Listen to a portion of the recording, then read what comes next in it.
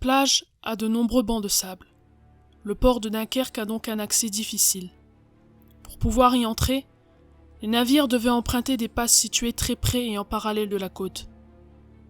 C'est pour cette raison principale que des ouvrages défensifs fortifiés sont construits et équipés de pièces d'artillerie, ce qui permet de contrôler ces passes. Dès la fin du XVIIIe siècle, une première batterie en pierre et en bois est construite à proximité de l'emplacement actuel, afin de défendre le port contre une éventuelle attaque des ennemis anglais. Après la guerre de 1870, pour faire face au progrès de l'artillerie et la marine, un programme de réorganisation des défenses côtières est lancé. C'est ainsi qu'un ensemble de pièces d'artillerie est mis en place, comprenant la batterie de Mardyck, dont le rôle était de couvrir la passe de l'ouest sur les remparts ceinturant le port, et la batterie de Lefrancouc, en bord de mer, censée couvrir la passe de Zuidcote à l'est. La batterie est située sur le territoire de Lefrancouc. La batterie doit son nom d'usage grâce à son rôle initial qui est de battre la passe de Zuidcote, tout en servant d'annexe au fort des Dunes, construite à 850 mètres d'ici. Son architecture fait partie du plan de fortification du général Céré de Rivière, réalisé après la guerre de 1870. Construite entièrement de briques jaunes entre 1877 et 1878, la batterie originelle de Lefrancouc est de forme rectangulaire.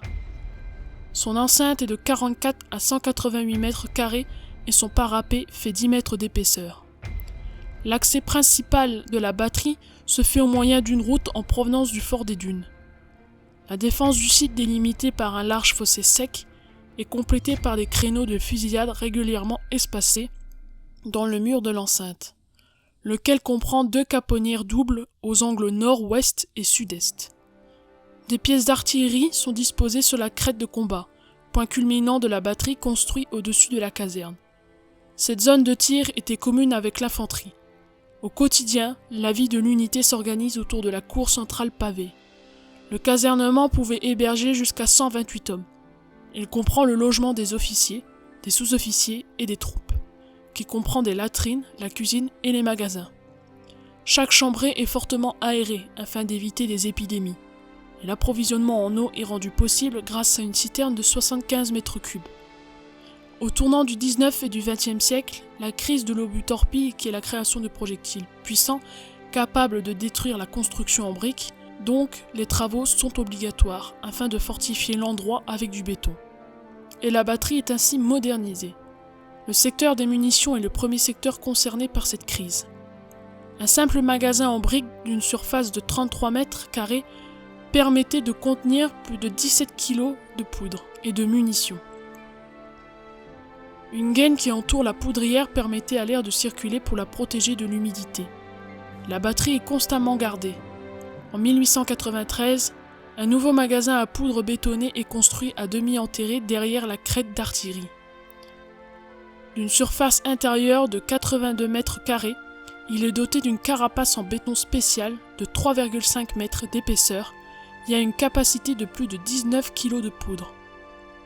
Il y a en plus un magasin à projectiles qui a été réalisé en façade de ce bâtiment, mais sans partie enterrée. Sur les dessus, de part et d'autre de la nouvelle poudrière, 2 plateformes de tir sont installées en encavement, disposant chacune de leur propre soute à munitions.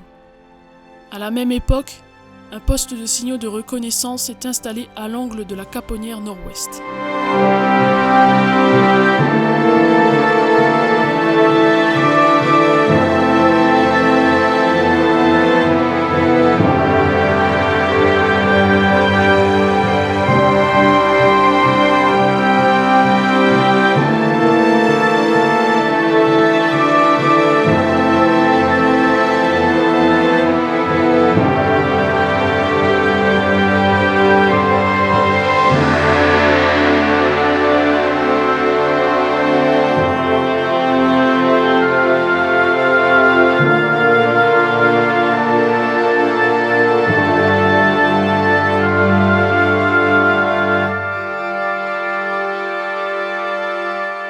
En parlant de révolution, au début du XXe siècle, Un poste photo électrique doté d'un abri de combat avec une dalle de béton armée est construite à 250 mètres à l'est de la batterie. Il pouvait guider des tirs de nuit tout en balayant de ses projecteurs le secteur est de Dunkerque sur 9000 mètres. À partir de 1914, la batterie est équipée de nouvelles armes, possédant une meilleure cadence de tir et plus longue portée, d'une cabine téléphonique ainsi que d'un poste télémétrique, équipement qui permet de mesurer l'éloignement de la cible.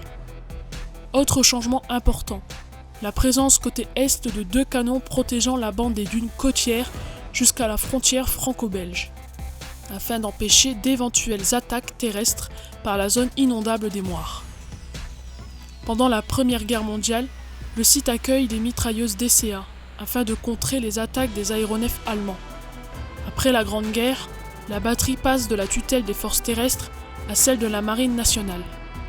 En 1934, un PDT, poste de direction de tir, est construit sur le remblai qui domine le fossé ouest. Et l'artillerie de la batterie connaît d'autres modernisations à la veille du second conflit mondial.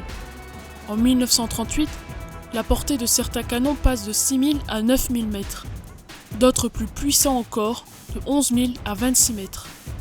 En 1939, la batterie dispose de 4 pièces d'artillerie de marine sans tourelle, un projecteur longue puissance qui assure la veille de nuit, et l'emploi d'un groupe électrogène permet quelques facilités.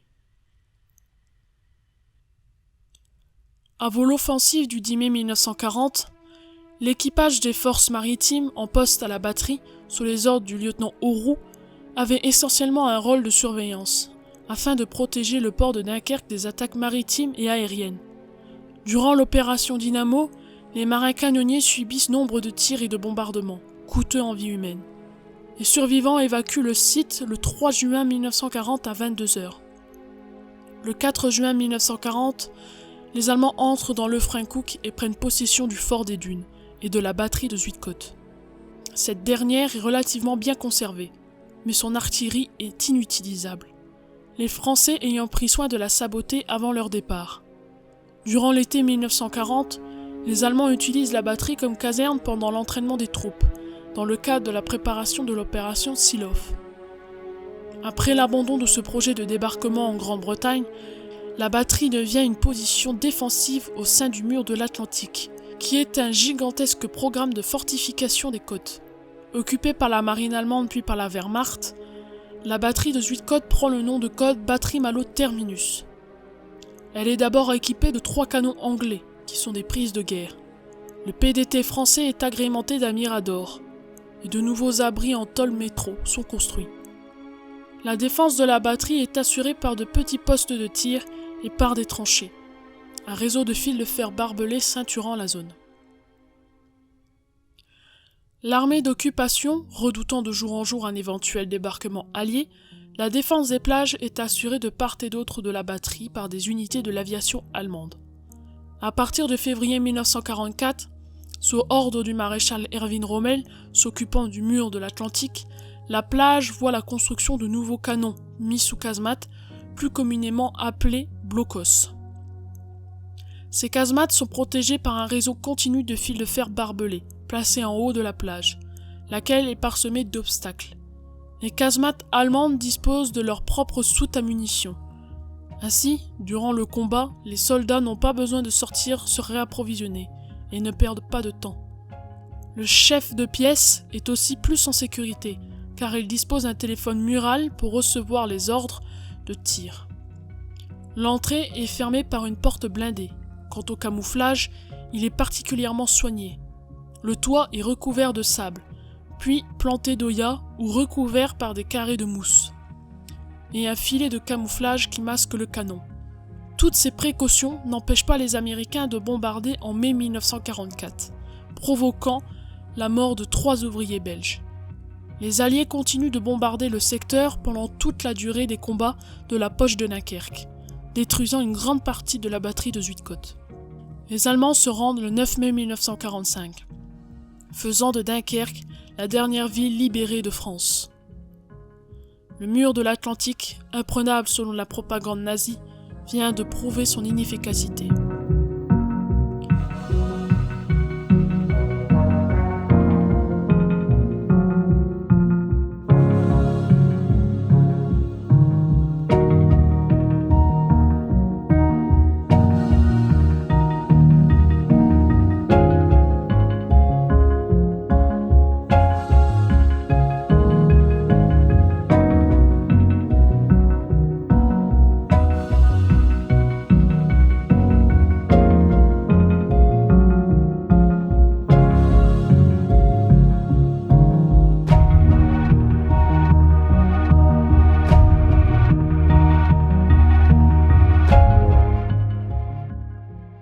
propriété de la Marine nationale, la batterie de Zuidcote ne reçoit pas de nouvelles affectations et sert uniquement de champ de manœuvre militaire jusqu'à son déclassement en 1962.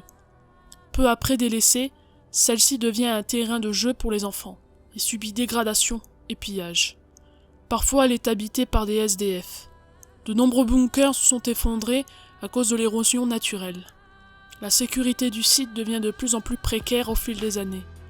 Le ministère de la Défense fait donc détruire la casemate située à l'est du site et fait procéder à l'obstruction de la majorité des accès au blocos. En 1995, la ville de Lefrancouc achète 132 hectares de ce terrain militaire et organise son déminage. Environ 1300 kg d'engins explosifs, dont 2 bombes anglaises pesant 150 kg chacune, une dizaine de mines et diverses munitions sont trouvées par les démineurs. Un véritable arsenal qu'ils enterrent sous 6 mètres de sable et dynamitèrent le tout lors d'une opération tenue secrète pour éviter de blesser d'éventuels spectateurs. En 1996 et 1999, 2 corps de soldats français tués lors de la Seconde Guerre mondiale sont retrouvés sur le site, exhumés par la mouvance du sable.